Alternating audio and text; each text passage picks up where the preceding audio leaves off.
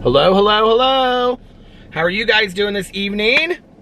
It is currently 11:53 p.m. on this really nice Friday evening going into Saturday. It is currently 63 degrees outside.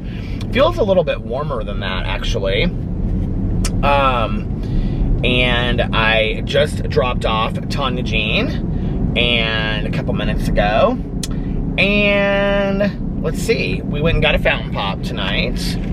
And then I had meant to bring her these books, Falling and by T.J. Newman, and If the Shoe Fits by Julie Murphy, and I forgot to bring them to her.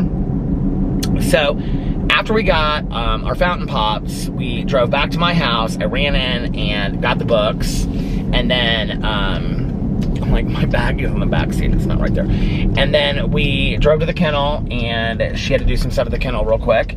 And then we drove around for a little bit more, and then I took her home, and that was our evening. My husband is exhausted tonight from working all week long, and he's got some work stuff to do tomorrow as well. So he was just in bed watching some show, DC something. I don't know what the show is, but anyway. I was like, is it good? And he's like, it's okay. He was like, I'm not sure what I really think about it. So we ended up, Tanya and I ended up hanging out for like over an hour, hour and a half. I think I picked her up. Well, I picked her up at 10:15.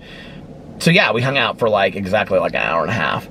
And so my plan had been, I thought we would only like be driving around for like a half an hour or so. So I was gonna like vlog early. And then I have a little bit less than an hour left of the book for True Crime Book Club's live stream this Sunday, which is Couple Found Slain. I think it's by Makita Brockman. And I actually don't think it's that bad of a book, really. I mean, it's interesting. Like, I don't find myself being like, I mean, there's been some books for a True Crime Book Club that I've been like, oh my God, I can't get through this book. I don't feel like it's that. Like, I'm just not super interested in the crime, or not in the crime. I'm not super interested in what it's about, because it's not, I mean, it's not really about like one singular crime. It's about this guy who killed his parents, but that's like really just like the beginning of it, like the first chapter. It's really about how he's been in a psychiatric facility because of the insanity defense that his attorneys used. And so he's been in this psychiatric facility for like 20 years, I think, or something. And 10 years maybe is where I'm at in the book. I don't know.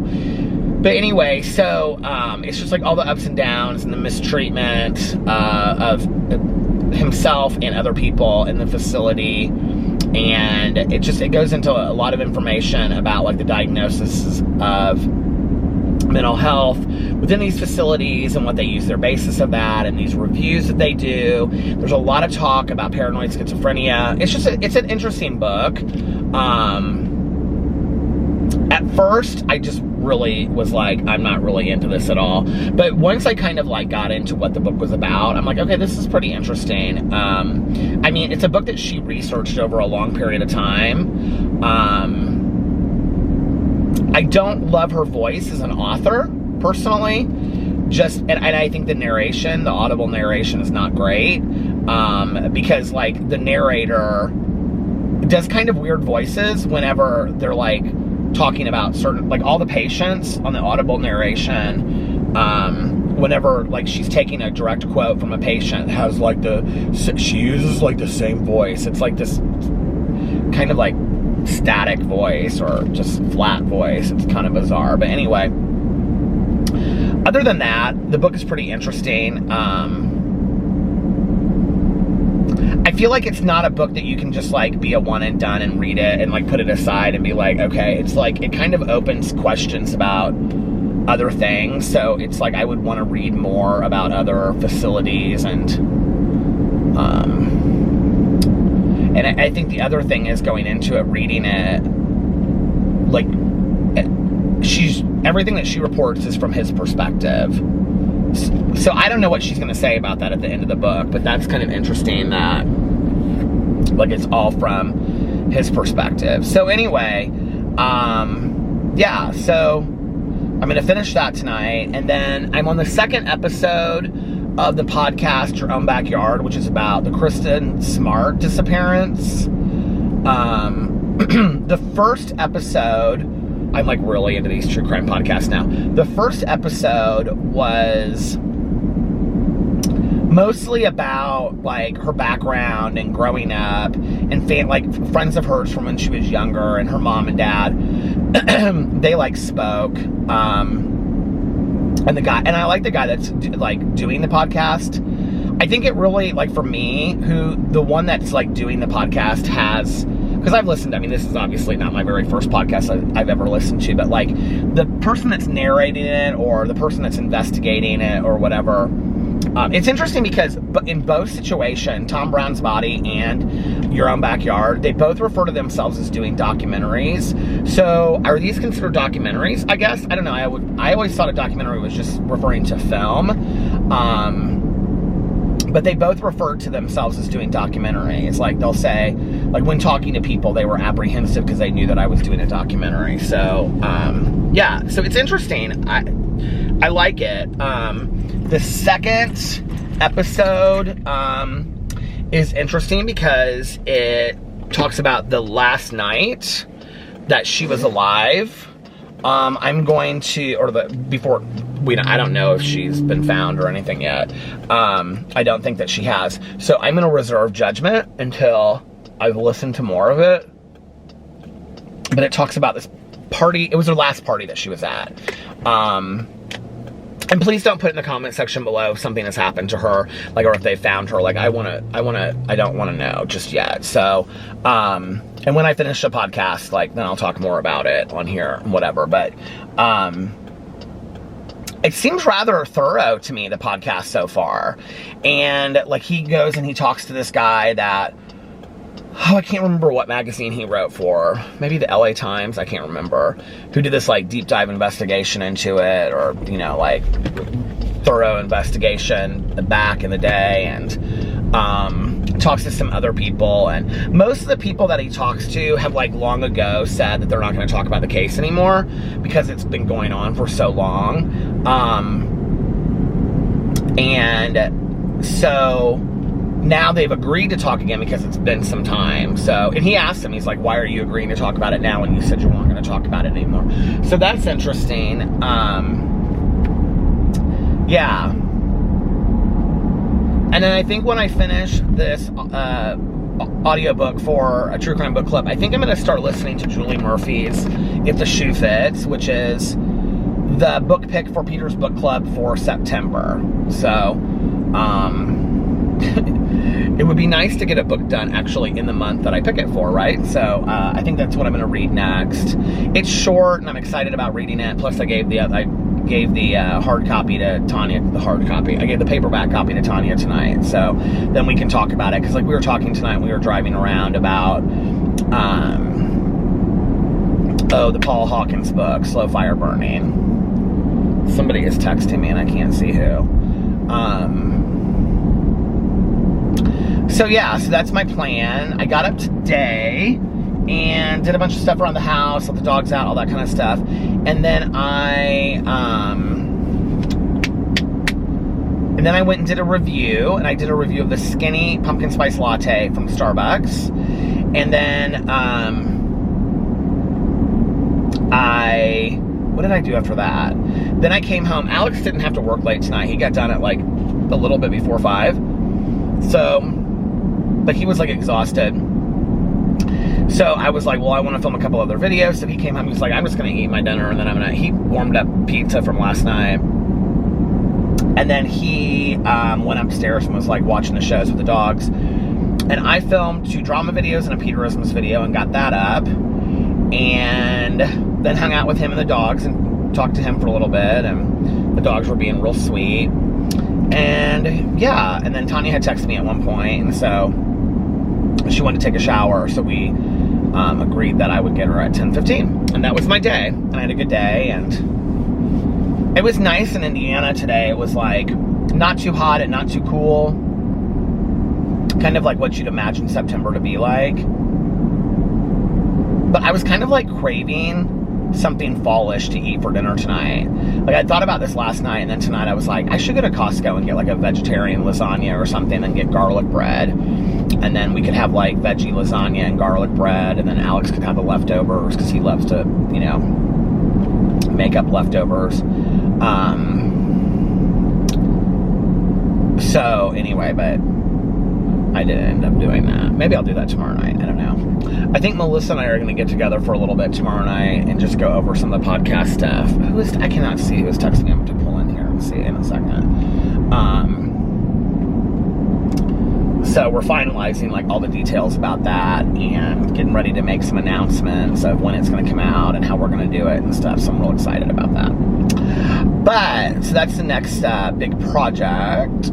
And I haven't pulled into this parking lot in a while, so let's pull in here and then I can see who's texting me, and then I can also maybe like read some comments from the vlog and address some comments tonight. What do we think about that? What do you think about them apples? Do you remember that from Good Will Hunting? I feel like everything in my life is a movie reference. There are all these like trailers over here. What's going on? Huh. I mean, not like tons, but there's like 1, 2, 3, 4. There's a boat. Are people like living in those trailers right here? This is like behind. Huh. 1, 2, 3, 4, 5. There's a trailer and a boat. So, wait, 1, 2, 3, 4, 5, 6. There's like one of those old silver ones over there. Oh, and there's like all these semis over there. That's interesting. What is going on? Okay, hold on just a second. Let me.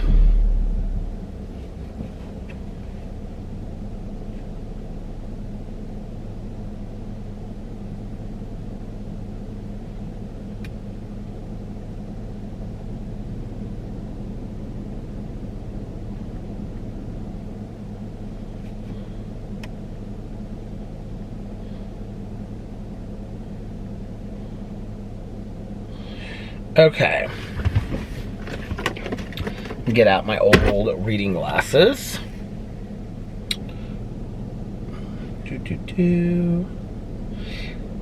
Okay.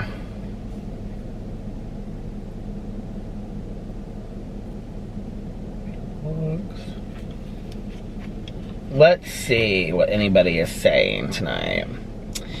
I was talking about Real Housewives. Michelle said, I'm loving Garcelle and Kathy Hilton the most this season. I don't love Sutton. Hashtag Real Housewives of Beverly Hills. Josie said, thank you for all your videos today. Have a great weekend. Oh, thank you. Maricela put blue hearts and dog emojis and blue hearts and books and a candle and a detective emoji. Love that. Okay, BBN said, sending love from Tennessee. I look forward to your daily vlogs. Thank you for sharing your thoughts with all of us. Oh, love it. Thank you. BBN also said, up and vanished pod. Payne does an amazing job. Oh, okay. Let me put that on my list. Up and vanish. I think I might have that on there already. It's number 6 on my list. Okay. Thank you for that, BBN. Sarah said, hello, Peter. 5 blue hearts. My day was amazing and very productive, and now I'm listening to the vlog as I relax and unwind from my day. Hope everyone has a great weekend. And she put a bunch of like blue hearts and smiley emojis and stuff. Love it. Thank you, Sarah. Okay, Monet said, hello, Peter. I'm loving the book I'm reading right now. There was a motorcycle club, and there was a guy in this book, and he is a fire. The books are part of a series. I also got another book today that I can't wait to read. Oh, I love that when you get a book that you can't wait to read. Me too. Kristen said, there is a book that came out last year called Behind the Horror that could be interesting for your book club. It's about the real stories that inspired popular movies. Oh, that's good. That actually would be really interesting to read. Because when I was reading the Final Girls support group, I wondered about that. Okay, so thank you, Kristen. Sue said, I watch you every morning, so of course I ended up at Target after work, came home with 6 candles. Thanks, Peter. That's so funny, because Mel was telling me that she bought a candle from Target too, and she had, like, and then she was watching my video. Love that, Sue. Tammy put a little smiley face. Hey, Tammy. Stacy said, hello, friends. Chad said, hello, hello, hello. Much love from Tennessee, Peter, and Vloggerinos. Hope everyone is having a great evening and weekend so far. You too. Okay, let's see. Melissa said, hello, hello, hello. Hello, Melissa. Troy said, to my amazing fellow Vloggerinos, you guys are worth something and always stay true to yourself and love each other. Be kind to everyone you see. Always stay positive. Love you guys more than you guys will ever know. Oh, I love that. And everybody's like so nice. There were 6 responses he got. Oh, Troy put another comment. Hello, hello, hello. Peter and my amazing family had a magically amazing day. Now it's time to watch my favorite YouTuber with my amazing fellow Vloggerinos. I hope all of you have a magically amazing weekend. Love you, Peter, and everyone. Oh, yeah, and one more. I love you. Aw, thank you, Troy. Tracy put 5 blue hearts. Daniel said hello, hello, hello with 3 blue hearts. Hello, hello to all of you. Carly said, loving that hair. Oh, thank you.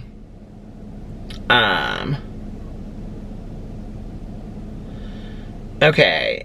This is from September 7th. Elizabeth put a bunch of blue hearts, too. So, thank you, Elizabeth.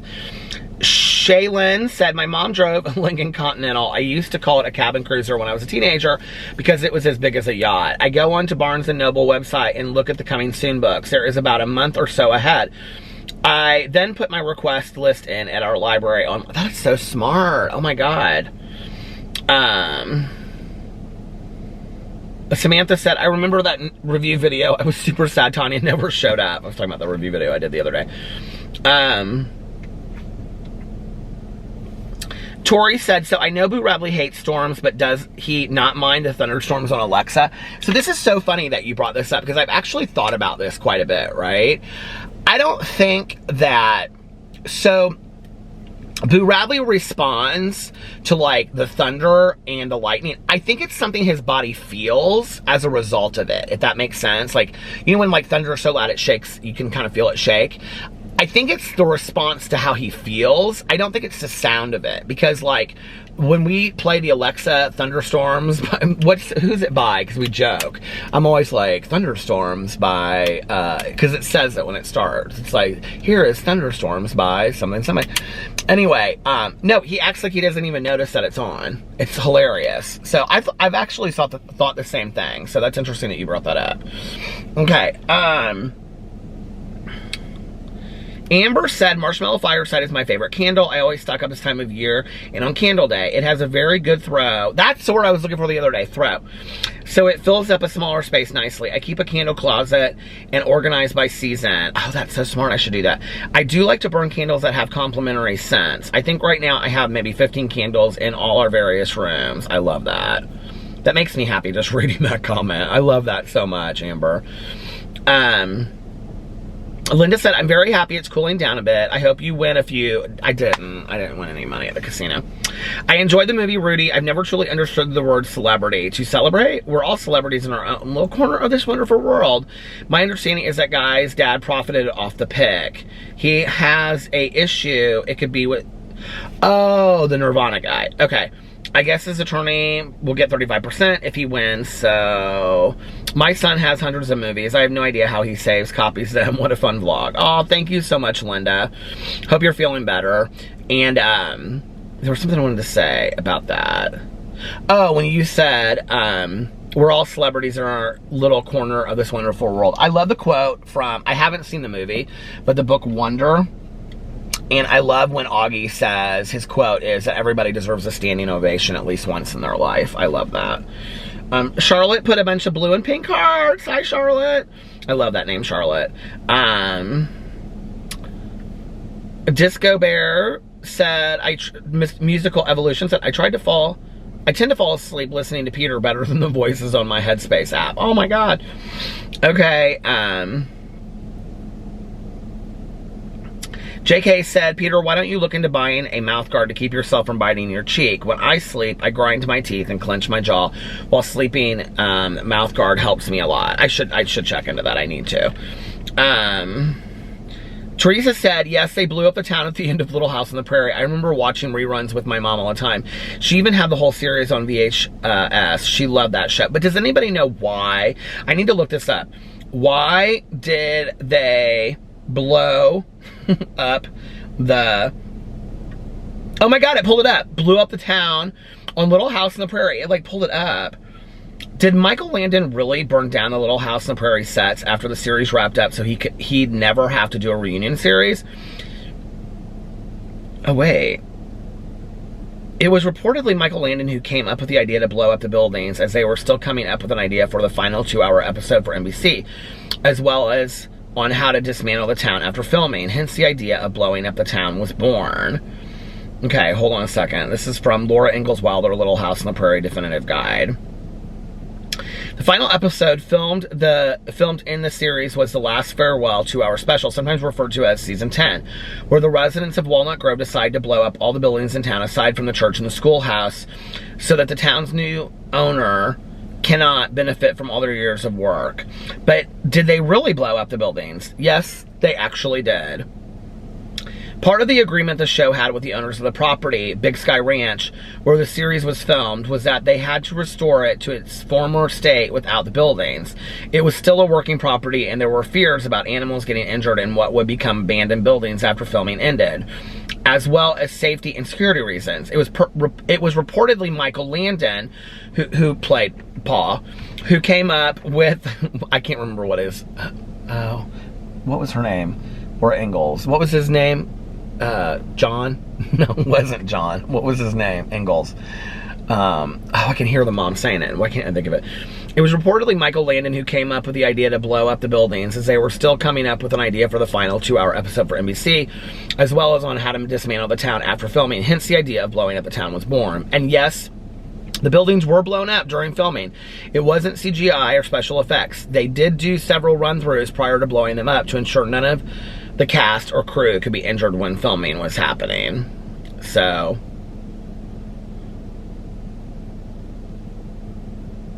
and then right here, why did Karen Grassel leave Little House? When did she leave Little House? Grassel's part was retired in 1982. Following, Grassel could be seen in guest appearance roles on TV from time to time, but she wanted to get back to the theater. I don't remember. How did they make her leave the show? She's the one that played Ma.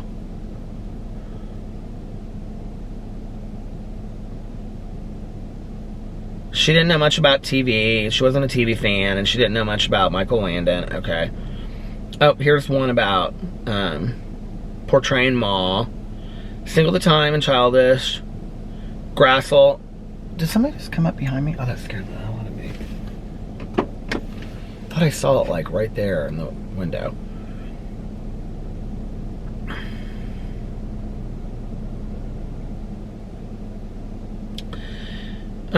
She had an immediate connection with the daughters, actors who played the daughters, especially with Gilbert, making her role easier from the onset. The two Melissas, Gilbert and Anderson, were unbelievably well cast, she said. The kids were all really good. Okay. Despite its popularity, as the Ingalls family grew up, Little House ratings went down. The Ingalls family members were each moving in their own direction, and Landon decided it was time for him to stop acting in the series. Paul and Ma moved on, and a new name came to the show, Little House. A New Beginning. Oh, I remember that. Which, with a focus on the younger generation. Grassel's part was retired in 1982. Following, Grassel could be seen in guest appearance roles on TV from time to time, but she wanted to get back to the theater.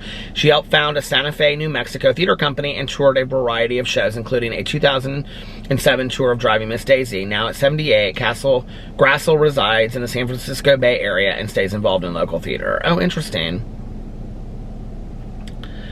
Okay. And then it goes on. Okay. Charles. I didn't even see it, you guys. I was just like going through here and I was like, I just remembered it. Charles. Na na na na na na na na na. Okay. Well, enough of that, right?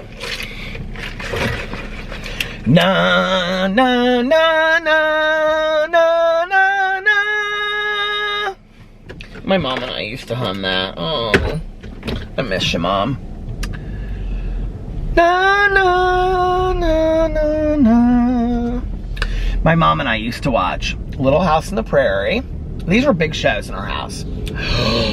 Oh my God, you guys, you know what I started watching last night? Well, I'm halfway through the 3rd episode of Only Bodies in the Building, which is so good. I love it. But then I was like looking through Hulu. Now I don't think that I'll be continuing my journey with the D'Amelios.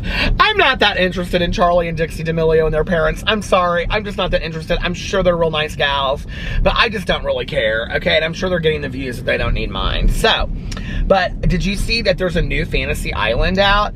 And so it's this gorgeous woman, and she now owns the island. It's her island, okay? And so she wears a white suit, like that Ricardo Montalban or whatever his name is. Do you guys know what I'm talking about? She wears a white suit just like that, and she meets the plane, and you guys, it's the same. And that was her uncle. It was her uncle, she says in the show. That's how they tie it all together, and it's beautiful. It's beautifully shot, right? So I started watching it last night. I was like, okay, I'm gonna save this maybe for when we're in Las Vegas, because I'm real excited about like watching a show there. So I was like, okay, maybe I'll save this for when we're in Las Vegas. So anyway, there's that. So if you didn't know, Fantasy Island. So when I was growing up, I know I've talked about this, but I'm talking about it again. Okay, Fantasy Island, Love Boat. Those were like our Saturday night shows. But my mom and I, we loved Kate and Allie. My mom had this friend of hers, and she was divorced at the same time. I've talked about her on here before. Because she was my mom's sorority sister and all this kind of stuff. And then she told the nurse at the hospital we were divorced mothers together or something. I was like, is that all you thought you were? But anyway, she was real good friends with my mom for like, I don't know, from when since they had been sorority sisters, but like, I remember her really being, like, she and my mom got, like, she went through a divorce like a year before my mom did. And that wasn't a time that there were a lot of single moms going through divorce. There just weren't. Not where I lived, okay?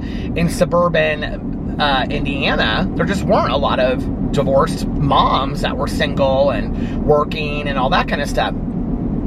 So we did a lot of stuff with her and her 2 daughters. A lot of stuff. Like, every holiday we spent, I mean, not like Christmas, but like Halloween, 4th of July, I think. You know, all that stuff we would always spend together with them. Like, you know, summer breaks, we did a lot of stuff together and whatever. Played tennis with her one daughter constantly. And anyway, we were just really active in each other's lives. So her one daughter and I, we both watched that show, Kate and Allie, with Jane Curtin. Do you guys remember that show? And we were like, oh my God, you guys should move in together and then you can be like Kate and Allie. We wanted to be like Kate and Allie so bad. Do you guys remember that show? It's like 2 divorced moms that live together. Oh, I love that show. Anyway, we watched Kate and Allie. And I loved, so after school sometimes, well, there used to be after school specials. And I used to watch the after school specials quite a bit because they would take books like The Great Gilly Hopkins or Bridge to Terabithia. That was another one that I remember. Or the John Belair's books like House with a Clock in Its Walls. And they would turn them into like these hour after school specials. And so it wasn't like every day. I think maybe it was just like one day a week or something. But some days I would watch those. But I would, like, after school, long before Oprah was on, like, they would show reruns of stuff. And I would watch,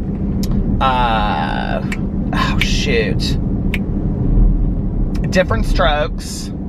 And I watched The Jeffersons a lot. And what was the one with JJ? Why can't I think of what the name of that show was called? I just had it in my head. And they lived, you know, they all lived in that building in Chicago. They were all friends. What was that show called? I watch that show a lot. Like, I still to this day, when it snows outside, I remember the episode of the mom who was a school bus driver and she got stuck in a snowstorm. I don't know why I always remember that episode. Do you guys remember what show I'm talking about? Good Times. I heard it in my head and I was like, Good Times. Anyway, I love that show, Good Times, so much. And that was always on Channel 4 would show these reruns after, I mean, not this, I mean, these are like years after years. So I watched that. Benson, I watched a lot. Facts of Life. You take the good, you take the bad, you take it all, and then you have the Facts of Life. Now, I did watch Square Pegs a little bit, which was before Facts of Life, but I didn't, it kind of was a little bit more before my time. Now, Facts of Life, I have to tell you, I watched that show all the time. I watched that show. I loved that show, okay? I loved Facts of Life so much. And so much that I even, like, you know, what characters I wanted. It stopped. But, you know, like, when you watch a show so much, you're like, okay, I want to be like somebody. I always wanted to be like Blair, okay? Today, I think, based on their acting career since then, I would be Joe. But I never wanted to be Joe at that time, okay? I just didn't. And Charlie's Angels, I never wanted to be Sabrina either. Back then, it's so funny looking back on that. It's like, you know, Blair was like the rich one, the blonde one. They played her as pretty. And Joe was like this tough one and whatever. And I do think that there was some kind of like, I do think they did that on TV specifically. Like the smarter one that wasn't as, you know, I don't know, glamorous, always had like dark hair or something, right? Or like more of a plain haircut. Because Joe wore her hair back in a ponytail, do you remember? And Sabrina had the bowl haircut. Well, Jaclyn Smith, though, who I loved, Jaclyn Smith, Kelly Garrett. Oh my God, on Charlie's Angels, I always wanted to be Kelly Garrett. Well, Farrah Fawcett, when she was on there, I wanted to be. But then when she brought on, what was her little, it was supposed to be her little sister or cousin or whatever, and it was Cheryl Ladd. Like, Cheryl Ladd was never it for me on that show. And then when they brought the third one on, by then I was just like, I'm so over it by this point. But I used to have the Charlie's Angels action figures and everything. And I also had a Charlie's, Mork and Mindy. I used to have the lunchbox and the thermos. And I had the Charlie's Angels lunchbox and thermos. And I had the Love Boat lunchbox and thermos. As well as the Scooby-Doo lunchbox and thermos. And I truly wish that my mother had kept those today, because I'm sure they are probably worth a fortune. But anyway, I used to have these like things that were kind of like paper dolls, but not of Charlie's Angels, and you could dress them up and stuff like that. But they were something else, but they weren't like, they had these stands that you put them on. They were very cool. Paper dolls have stands. I loved paper dolls when I was a kid. Do people play with paper dolls anymore? Oh my God, I was obsessed with paper dolls when I was a kid. I always wanted paper dolls. So I've already told the story about the paper dolls, didn't I? Where my mom brought me the paper dolls home that I really needed to have so bad. Okay. But anyway, I would go to the store, we would go to the Ben Franklin, and I would just sit there and I would be like, I want them so bad. And then one day I came home from school and it had just like miraculously been like this horrible day. And my mom bought me the paper dolls that I wanted. I do in my basement though. I was actually going to give it to a friend of mine, and because he's really into pageants and stuff, and he knows like 100 times more than I do about pageants. And then I was like, oh no, I think I better keep these for myself. I have the Vanessa Williams Miss America paper dolls in my basement. True story. Like, I could walk down there tomorrow and get them. I don't know if they're worth anything or not, but anyway. She comes in her bathing suit, and then you can put her gown. It's the actual gown and everything that she wore in the Miss America pageant when she won. Could you even imagine? Okay, so anyway, what was I going to say? Oh, Mork and Mindy. I watched that show. What else did I watch? I mean, a lot of those shows. Sanford and Son was on a lot when I was growing up as a kid. I feel like on Channel 4, which was our local access. It was Bloomington, Indiana. We had 4 and 59, which were like our local access stations. And then we had like, you know, of course, ABC, CBS, and NBC. But like, my mom never had cable the whole time I was growing up. So those were our channels. And that's why when I went to my dad's house or my grandma's house, I was so excited because they had cable. So, my grandma used to get those little HBO magazines, and that was the first thing I would do when I went to her house, or if we went to a hotel.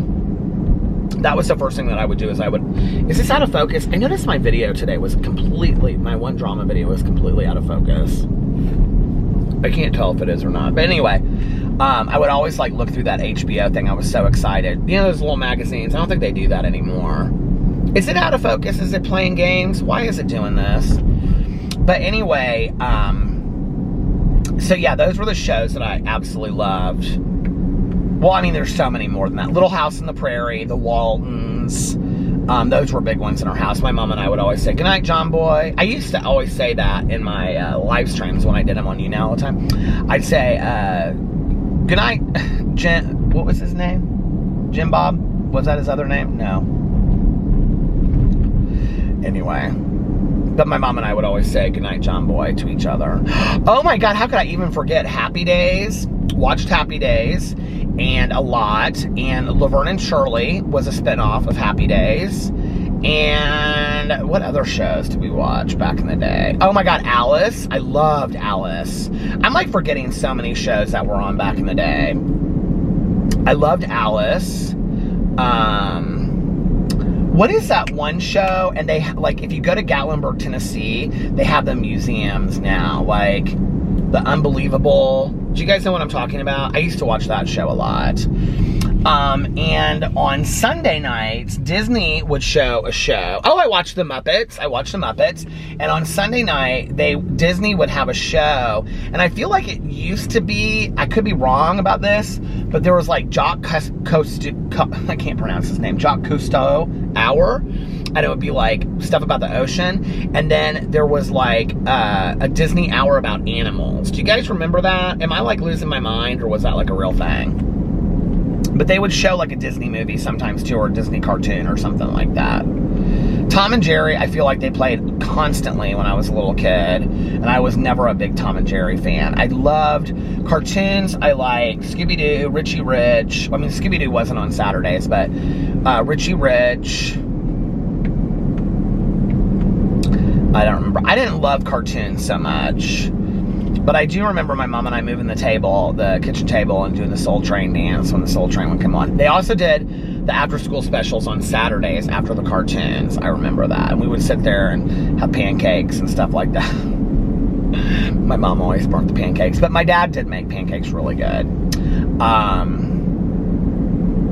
What other shows? Like going through my, oh, did I say Love Boat already? Love Boat, Fantasy Island, the Newlywed Game, that was on like Sammy Terry.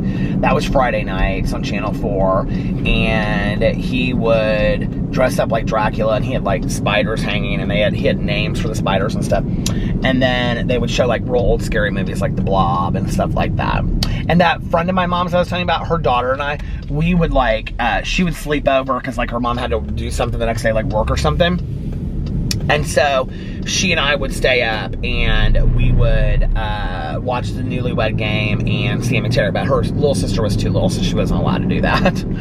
But anyway, we'd have popcorn and all kinds of stuff. We'd sit out on the porch and watch it. It was so fun. We had this room, I've talked about this before, but we had this room that wasn't a screened-in porch, but we called it the porch. And you just stepped down into it off of the dining room, and 3 walls. Well, the one wall was French doors that went out into it, and then the other 3 walls were like a foot up off the ground, were crank out windows that were literally like 8 feet high to the ceiling. I sort of got it the focus just went out. That was so weird. They were like 8 feet high, and then like each window had like, or each wall had like, it was from wall to wall, it was all windows, just crank out windows, it was like window, and then like that much of like white brick, and then window, and then, so it like had the illusion of being a porch, but it was really like an inside room.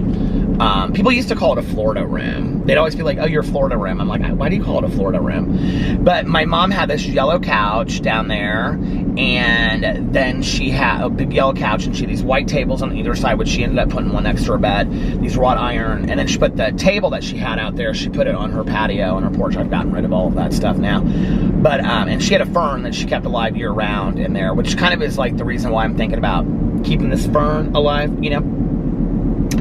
And, but she had that fern, and then, what else? I don't know what else. We used to watch, I think about that all the time, like, it didn't even really occur to me until I was older, because, like, that was, like, on the side of the house. I've shown it in my vlog before, but, like, you can stand like in the woods or right next to the woods and look right into that room. And like the room is like here, right? But if you're standing like in the woods or over here, you're looking right into that room, and the TV would be over here, and so our backs would be to somebody looking in. People could have been like, just like, I mean, they could have been like watching us the whole time. We were surrounded by woods. The house I grew up in was surrounded by deep woods, deep woods. And I think back on that, and it didn't even really occur to me until I was like in high school and I'd be by myself, and I would be out there and I'd be like, somebody could be watching me through this window. I'd be like watching some scary movie or something, you know? And so then I didn't like it out there as much. My grandma, I can remember when she would come, my mom's mom, she would sit out there, and she loved our dog that we have, and she would just sit out there and she would drink coffee, and she drank a lot of coffee and like little Cokes, and my mom would always get her those little bottles of Coke, you know? And my grandma was a teetotaler. She didn't drink alcohol. She hated it. I think, well, she would sit out there anyway, and she'd smoke one cigarette after another. She smoked Salem Lights. And, but I can see her sitting out there. Well, I also have a picture of her sitting out there, so that's probably where it comes from, but I can see her sitting out there in her slacks and her little shoes and her like blouse that she had on. I never remember her wearing a dress, maybe once or twice. She always wore like slacks, like black slacks, and like some blouse, like a big, like those big buttons that button up, you know? And she'd come stay with us every once in a while. And, what was I going to say about it? Oh, so she was my mom would call her a teetotaler, which means you don't drink any alcohol at all, you don't like it at all. And my mom would say, it really upsets her that Kathy and I drank. And I can remember a couple of times where my mom got real intoxicated and my grandma did not like it. My grandma was really upset about it. I mean, my mom got intoxicated a lot because she was an active alcoholic. But I can remember a couple of situations on holidays where my grandma just was like, she did not like it at all. And she would start crying at the dinner table and stuff. I think, you know, I never met my grandfather. My mom's dad died when my mom was 4 or 5 and my aunt was 6 or 7. We're not really sure exactly. There's just a lot of new information that's come out. So anyway, but my mom always said she was 4 when her dad died. And she and my aunt both referred to him as daddy. Mother and daddy is how they refer to them their whole life. And just loved him. And he was a tennis player and a bartender. And just, you know, and my mom said she remembered him as being very silent, but being just like this gentle giant. He was very tall, which is interesting because my mom and my aunt were both short. My grandma was really short. My mom I was just telling Tanya this the other night because Tanya said something about she feels like she's shrinking. And I said, well, you need to drink your milk. My mom used to say to me, if you don't drink your milk, you're going to shrink like grandma because she's got osteoporosis, because my grandma didn't drink milk, apparently. I don't know. I know I say milk like a Midwesterner with like M-E-L-K, but whatever. I know it's milk. When I was like growing up and I had to go to speech therapy classes, that's the kind of stuff they made me do. Milk. I hated that class anyway, or it was me and one other person. I hated that. Anyway, so, because I couldn't say my S's and T's. I still can't. But anyway, so I'm like, I was like, please don't start dying already. So my grandma, I think, like my mom, I kind of sometimes wonder, like with my epilepsy, because they say that it can be organic, that you like genetic. You know, my doctor has said in the past, like when we don't talk about it anymore, but that it was possible from a head injury that I had when I was like 19, where I was hit by a van and I was drunk walking across the street. I've talked about that on here at length too. So I was 19 and I was hit by a van and I was thrown 50 feet and I landed on my head. It was a very, very bad situation. And so he was like, it could be from that, but we may never know why you have epilepsy, and does it really matter? We don't need to figure it out. But he also said that it could be organic and that it could be genetic, which typically if that's the case, then he said something to me. I think he said something to me about like skipping generations at one point. So I've always kind of wondered if maybe my grandfather was epileptic and nobody knew. He was a bartender. Caroline found it out actually, because I gave his wallet to my aunt, but I didn't even look through it. My mom had his wallet. So it was like this old leather wallet, and my mom had it in her stuff forever. So when my mom died, I gave my aunt this painting that was over my mom's bed, which we now have back because my aunt gave it back to me. Well, I gave it to my mom, or I gave it to my aunt, and then when my aunt died, Caroline gave it back to me. So I have this oil painting that my mom had over her bed. It's beautiful, it's framed, it's gorgeous. And then I have this wallet. Well, there was a couple things I gave to my aunt that were like family things that I thought she would want rather than me. So one of them was her father's wallet that my mom had had. Well, I didn't really look through, I mean, I looked through it, but didn't really think twice about stuff at the time because I just wasn't really that interested. So then when she died, Caroline looked through it and she said his bartender's license is in here. And so we found out that he worked at the Thunderbird in Indianapolis, which if you live in Indianapolis, there's an area called Fountain Square. And it's like, I don't really know any other way to say it. It's like the hipster bohemian area of Indianapolis. It's where like all the cool, like, you know, beer crafting places are. And it's just like, that house is always having a garage sale. They're all ready for tomorrow. I always drive by and they've always got like out this like, you know, table covered with that one. They had a picnic tablecloth, like red and white. I love that print. But anyway, so Caroline found his liquor license or bartender's license or something that said on there, what do you call it? Shoot, I just said it. Well, the bar that he used to work at, the Thunderbird. The Thunderbird is like one of the very first bars that was revamped in Fountain Square. It was one of the very first bars in Fountain Square, and my grandfather was a bartender there, which is interesting, right? So, I don't know. I kind of wonder, like, my mom never said this to me, but I kind of wonder if my grandfather was an alcoholic and then nobody talked about it after he had passed. So maybe my mom never knew, or if she maybe did know that. I found some letters where my mom asked, like, his brothers and sisters, because he had, like, a pretty normal childhood growing up, and I've asked, or she asked questions, and I have some of the letters where she's asking questions about like her childhood and all this kind of stuff, and I don't understand a lot of it. Like, some of the things like reference his funeral, and then there are other things that say like she wasn't at the funeral, and then I feel like I remember her like I feel like she told me a story about around his funeral, but then I do remember her also saying, I don't know, like that she wasn't at his funeral. I don't know, it's very confusing to me. So I need to pull all these letters together and actually, oh, the battery is dying now. I need to actually sit down and kind of put them all together and try to make sense of them. I've really, to be honest, I've never done that since I've been interested in all of this. And the reality is the answers to all of my questions might be right in front of my face and I haven't known it, or I've known it. It's been there all along and I haven't looked. So I need to like sit down and really like read through the letters that it's my mom's like aunt. So it would have been like my Aunt Kathy. They wrote back and forth for a while. I know that at one point she was like, because she had stayed with them in the summers. So when my mom and my aunt were growing up, my mom did tell me this. She used to say that they were fostered out. My aunt said, no, we were in foster care.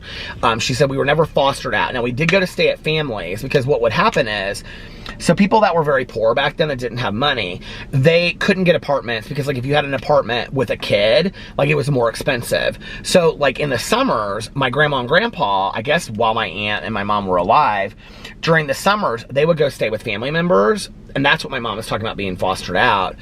And then they would get cheaper apartments during the summer so that my mom and my aunt could come and live with them during the school year, I think. But at the same time, my aunt said that they were put in foster care. And I don't know what that's about. So, but my aunt made it very clear. She was like, she said we were never separated. She said that to me. So, but then later I asked her again, like a year later, I said something about being separated because she always had this huge guilt about something with my mom, you know, which I just assumed maybe like that my mom, I'm not going to put words to it, but was mistreated or something, you know? And she was like, and I said, but you were never separated, right? And she just kind of like blew it off. So I don't know to this day, you know? Hold on a second. Okay, I'm back. I do know that what's interesting is that in hearing stories from my mom and my aunt, both of them, like, they told a lot of good stories about Oh, I hope to God I didn't just delete. I should probably check, but I'm not going to. I hope I didn't just delete the previous 2 videos. That would be so, like, something I would do. But they talked fondly about their childhood. Like, you know, both of them would say we were extremely poor growing up, you know, but then they would talk about how they would, like, they would go see a musical, and then they would come home, and I have to think this is like when they were really young, like in elementary school, and then they would come home and they would, like, act out the parts, like in the front, like little, you know, yard or courtyard or whatever. They would act out the parts. And my mom always had a lot of good friends that she was close with, you know, like, I mean, she said to me later, you know, that they changed schools so many times, but then when she got to, like, high school, and she went to Broderpool High School, she was like, but I mean, at that point, like, everybody that I had gone to school with, like, they all came to the same high school. It's like they either went there or Shortridge, and people that, because Shortridge was, like, the other high school at the time that was in that area. And she was like, I mean, to the day that my mom died, and my aunt was the same way, but, like, I remember this really with my mom. We'd be somewhere, and she'd say, like, oh, that's Judy Smith, or Sally Smith, or whatever, Judy Smith. And she'd be like, she and I went to junior high together through 8th grade, but then she went to Shortridge, and she graduated from Shortridge, but she was a Theta at IU when I was there. She's so much fun. She can play the guitar, and she's now married to an attorney and has 2 kids. And I think that they go to North Central. Have you ever heard of this last name? She would ask me, and I'd be like, no. And she'd be like, oh, I have to go say hi to her, and whatever. Like, my mom always, like, it was always that. It was always where there's Sally Jo Hansen, and, you know, oh, and I remember Sally Jo, and she lived 2 streets over from us, and, you know, we would go and have Cokes on Friday night. She was, like, one of my friends for, like, my freshman and sophomore year. My mom's, like, memory was, like, uncanny. And she would say, I remember that, like, her dad would grill out steaks in the summer, and all of us girls would go over there, and they had a pool. And she was like, you know, for me, it was weird because, like, nobody that I knew had a pool. And so we would go over there, and her dad would, like, cook out steaks, and we were friends, like, my freshman and sophomore year. And then I didn't see her again because she would say she went to Tudor, which was like Park and Tudor were private schools. Now they're one private school called Park Tudor, but back then they were separate. They weren't co-ed, and Park was for boys and Tudor was for girls. And she'd say she ended up going to Tudor because her family, she came from, like, her family had a lot of money. And she'd say, but then at IU, she pledged Pi Phi, and we became really close friends again. And she'd say, and I was in her wedding and whatever. And she, like, knew everything about, like, every person that we would see. Or she'd be like, oh my God, there's so-and-so, and his brother, I knew his brother because his brother was a senior when I was, like, a junior, and we used to, like, hang out together and stuff like that. And she was like, I gotta catch up with him. And she knew, like, it was so weird, like, that whole area of Indianapolis, like, everybody knew everybody at that time, you know? And my aunt was the same way. And I do think it had a lot to do with, like, my aunt continuing to be social, for years, because, you know, she was, like, president of Junior League, and my aunt was extremely involved in Indianapolis, and everybody loved my aunt. I mean, everybody did, you know? I mean, like, people that knew my mom, they would say things like, oh my God, like, I met your mom at a meeting and she talks so much. Like, people always talked about how much my mom talked, right? My friends even called her, like, from the movie Hairspray, they would call her Motormouth Maybelle. And, like, my one friend in Colorado, he called her Motormouth Maybelle, and she thought it was hilarious. She's like, I know, I talk all the time. I mean, she didn't care, right? But, like, my aunt, like, I think she, like, used all of that in a really positive way, and was very involved, and sat on a lot of boards, and, you know, she was a realtor, and like, a really well-known realtor in Indianapolis. Like, a lot of people knew her, and was like, oh my God, your aunt is, like, one of the best. I mean, I've never had anybody come up to me and say something negative about my aunt. So, yeah.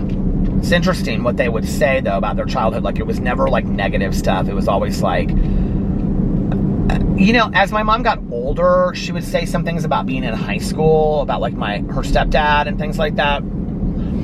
And she would say things about, like, well, we were fostered out, like, if I asked those questions, because I wanted to know those things, right? But, like, if she was just going to tell a story, it was always about, like, oh, I used to do this. And my mom was really good friends with David Letterman's sister. So in high school, so she would say like David Letterman show would come on TV or something, and she would be like, oh my God, it's so funny seeing him. And she loved David Letterman. She loved that show. And she would say, I remember going to pick up so-and-so and, you know, from her house on a Friday night, and he and his friends would be sitting there and they would be like, you know, listening to the radio or watching TV, like in the living room. They'd all be on the floor. And she was like, he was really nerdy back then. And she worked at Atlas, the supermarket, and brought her bull forever. Like, that's like a big deal. It's not Atlas anymore. It's called, it's Whole Foods. I think it's a Whole Foods now, actually. Or Fresh Time or something. It's like, you know, one of those Whole Foods kind of deals. But anyway, yeah, I mean, she just always told good stories about, like, fun stuff in high school. And I think maybe, like, high school was a good time for her. You know, I look back. I'm actually kind of just, like, this is just occurring to me right now. I kind of wonder if, like I was talking to my neighbor the other day, and she was like, so did you ever piece together, like, the dates? And I was like, well, I think that my grandma went to prison if she went just once. I don't think she did. I think she went twice. But, like, the one that I'm sure of, based on, like, the articles and stuff, would have been, like, in 65. Well, that would have been after my mom got out of college. And this is what she said to me. She said, well, then why would Kathy have had to have been her guardian? And I said, see, that's what I don't understand. So, like, maybe she was arrested twice or something. I don't know, you know? And I feel like my dad doesn't want to, like, tell me anymore. Like, I feel like he feels guilty now that he told me to begin with, because I don't think he ever thought it was going to turn into this, like, obsession that I needed to know things. And so, like, I don't really ask him about it, but, like, the other day talking to my neighbor who knew my mom and my aunt, she was like, well, of course your dad would have to know something if we all knew, right? But when I asked my dad and I was like, did you not meet grandma? Like, and he was like, I don't really remember. And maybe he doesn't, I don't know. But my dad still, I mean, he's still got a pretty, you know, strong mind and memory. So, I mean, he remembers silly stuff from when I was a kid, so I don't know why he wouldn't remember that. I don't know, maybe they just don't want us to think poorly of my grandma still, because he said, you know, like, your mom and Kathy never wanted you and Caroline to think poorly of grandma, and we never would have. That was the thing, you know, like, I think after the fact to, like, not explain it to us, I don't know, maybe they thought we would never find out, we never needed to know, who knows. So, but I don't know, it's just weird to me. I mean, maybe that's why my mom always told, like, good stories about, but she told good stories about college, too. She loved college. She would talk about college all the time, you know? I don't know. But there's so much that I don't know what to think about. It's just weird in retrospect, you know? It's like, she used to talk about how she spent, like, summer after college in Hyannisport, and I just don't think there's any truth to that in retrospect, you know? And I'm like, well, was that the summer that my grandma went to prison, and that my mom at that time, because she was the youngest in her class like me, so she would have not been 18 yet, maybe? Well, that can't be.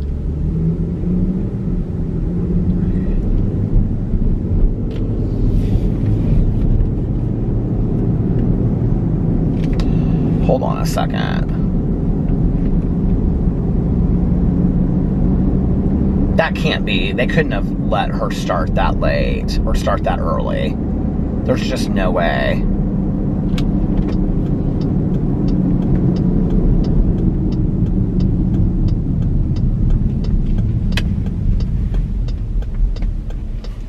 You know, I've never done the math on this before.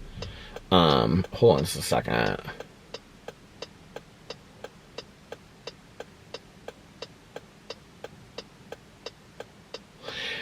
That's crazy. So my mom wouldn't have turned 18 until she was at IU that fall. Which means she wouldn't have turned, that's crazy. I wonder if that has anything to do with why she held me back. Because my mom, she didn't hold me back, but, like, I was the youngest one in my class. I didn't turn 18 until after I graduated. My birthday's at the end of June. So I graduated and I was 17. So my mom was 17 when she graduated, and she would have turned 18 that fall when she was already at IU. If that's the case, and my grandma went to prison that year, then my aunt would have become my mom's guardian. So it would have had to have been then. Oh, that's crazy. I don't know, you know. Maybe that's why my mom lied about that summer and what was going on and all that kind of stuff. Who knows? I don't know. I really don't know. It makes me sad that they felt like they didn't have to, or that they couldn't share that with Caroline and I, you know? I don't know. At this point, I kind of feel like I'm never going to know anything.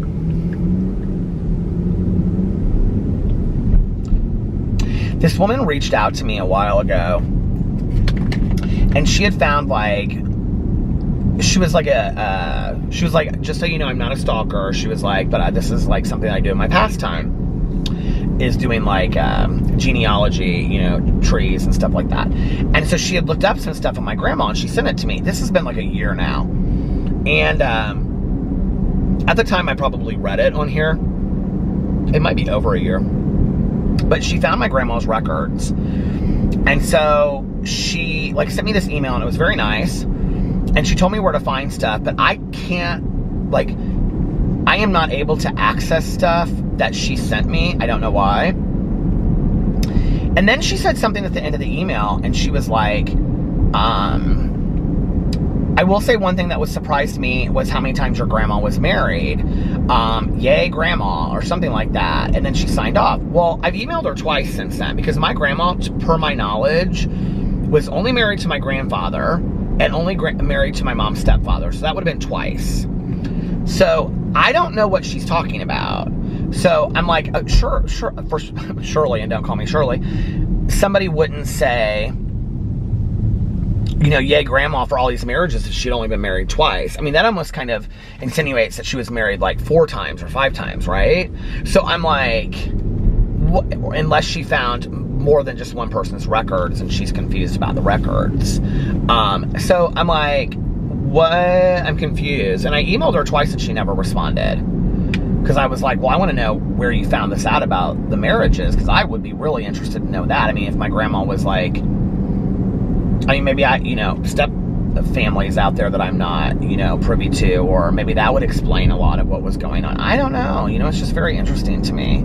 I don't really know much about my grandma's life from like the point that she graduated from high school until she was I don't really know much at all, but I don't know much about my grandma's life from the point that she was married or got out of high school and then she was married to my grandpa. I don't know where they met.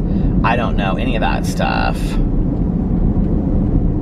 It's so interesting to me, like in retrospect, that my mom and I never talked about that. My mom and I talked about so much stuff. I don't know, like I haven't really talked about this on here for a long time, so maybe that's why I'm like fascinated talking about it tonight. But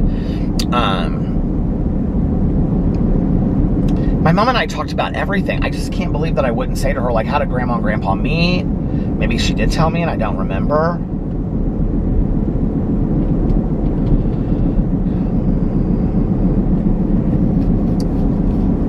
And I just, like, what I know about my grandma was that I did know my grandma's brother and sister. I had met them. Her sister passed away, I feel like 5 years, like, after my mom passed, or after my grandma passed away, and she wasn't real friendly. And I remember we went and visited her apartment a couple times, and I remember her name and everything. And her brother, I remember, was like, looked a lot like my grandma, I remember, and he was real friendly. And I don't know when he passed. And then, I would hear a lot about my grandfather, my mom's dad, about like how he played tennis and he lettered for tennis in high school, and he was real good looking. And I mean, I've seen the pictures. He's a good looking guy, and I've got pictures of him with like my mom and my aunt when they're real little, and my mom looked a lot like him, and so I probably look a lot like him. He was very tall and thin though, and pictures of him like playing tennis, and pictures of him like with a tennis sweater on, like with the letter. I actually have his tennis letter from high school. Maybe I gave that to Caroline. I don't know, but I think I have it. It would be an interesting podcast, wouldn't it? To try to find out what's going on with maybe that's what Caroline and I should do, is put a podcast together. Because the documentary is coming so well, right? That we're going to do about this. I need to sit down with all of the information that I have and just, like, if I could just spend like a week, investigating it and calling up the Department of Corrections and trying to get records released. And because this woman, she did say to me, there's a way for you to get like your grandma's like court records and Department of Corrections records and everything. You just basically have to ask for them if they're passed it before a certain date, and then you can get them if you're a family member. So, I mean, I could ask for all that stuff. That would be really interesting to read, but I still wouldn't know. Maybe that in there would be my grandma's like family history, Maybe that's where I should start.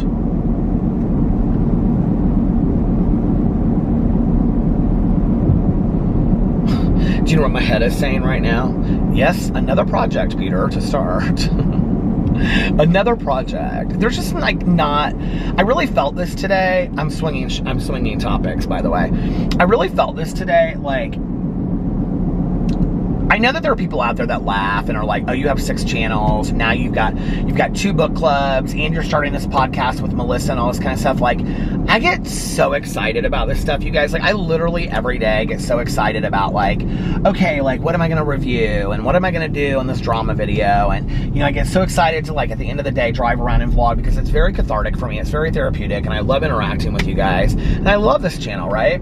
So it's like all of my YouTube channels, I feel like right now are kind of in sync. Like, I kind of feel like right now on my Peter Does Stuff channel and my BookTube channel, like, I'd like to post more than I'm posting, but I also feel like if I post every other or every 3rd or 4th day, that like that's good for those channels, because I think people it like takes them some time to catch up and watch those channels. Plus, I'm not reading enough, right? I mean, I'm reading enough, but I'm not reading enough that I could do like a video every single day. Back in the day when I was posting every day on BookTube, I was doing book tags and things like that. So, which I could still do, right? But I was thinking about this earlier. I was like, there's just not enough time in the day. Like, I wish I had, I don't know, another 10 hours of where I was rested, and I could, I don't know, investigate all this stuff and have the time to go do it, because I am interested in all of that stuff, but, and then I want to write a cozy mystery, and it's like, I will tell you this though, like, I had been writing a list out, and the last 2 days I have started typing a list out before the next day. So like already tonight I've already typed up my list, and I left it open so I can add things on it, and then tomorrow when I get up I'll just print it out, and then I have my list for tomorrow of all the things that I want to get done. And that seems to like, I don't know why a typed list is helping me more than a printed list, but I think I was kind of like just getting off my list and not paying attention to it a whole lot, And then there's this cabinet I want to clean out, and that cabinet. There's just not enough hours in the day, there's just not.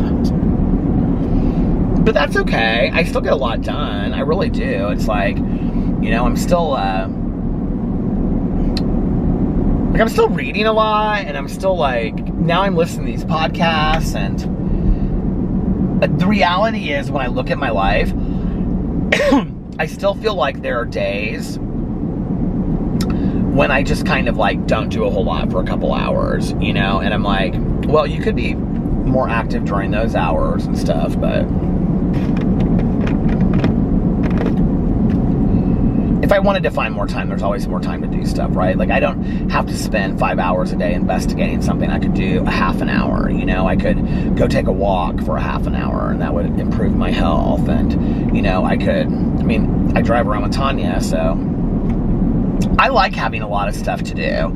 I'm not somebody, that, like, whether it's reading a book or listening to a book or listening to a podcast or watching a TV show, like, or coming up with my plan or my list for tomorrow, or, you know, coming up with a new idea like the podcast, or, you know, doing like trying to figure out what's going on with my grandma, or what happened with my grandma, you know, or you know, planning a trip or whatever. I just feel like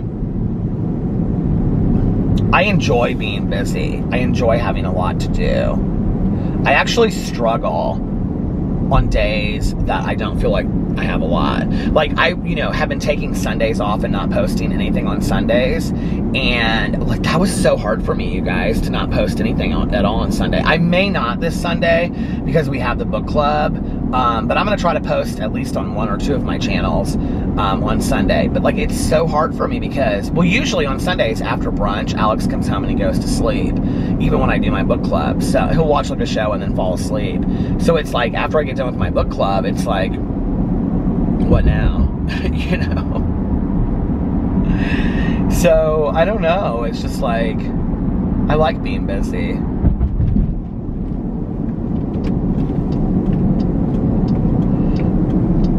It makes me really kind of appreciate more the moments than when I'm like sitting by the pool with Alex or out to dinner with friends. Like, I seem to almost like appreciate those moments more because I am able to just really just like disconnect in those moments from everything else and be like, okay, like, you know, I've been doing so much stuff that I can just really enjoy this for a moment, you know. So yeah, I don't know about Sunday, but I will be filming videos tomorrow because that's already on my list. Am I getting the hiccups?